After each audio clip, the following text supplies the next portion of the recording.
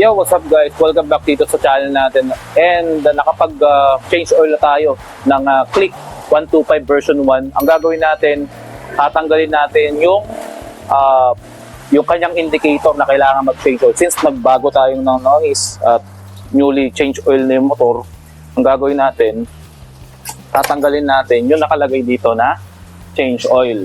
Ayan, nakikita nyo, di ba? Nakapag-palit na tayo ng langis. Alright, so kung gusto nyo umiscore nitong langis na to, nasa link na yung nasa baba ng description box natin yung link para makapag-avail kayo ng langis at yung mga tools natin na ginamit natin for change oil. So ngayon, papakita ko lang sa inyo na tatanggalin natin yung oil change dito. So yan. So una sa lahat, ang gagawin natin, kiklik natin itong dalawa ng 2 to 3 seconds. Okay, ready? Okay, so kapag nag-blink yan, pwede na nating i-move papunta dyan sa change oil. Click lang natin itong nasa kanan. Okay. Next. Alright, so change oil na tayo.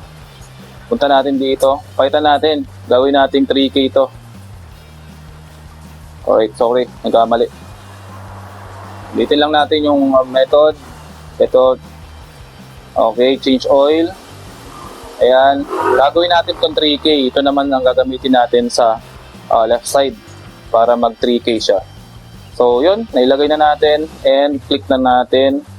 So yun, nawala na yung oil change. Ready na yan at pwede nyo nang gamitin yan. At mag-change oil yan ulit pag umabot kayo ng 3,000 yung odometer.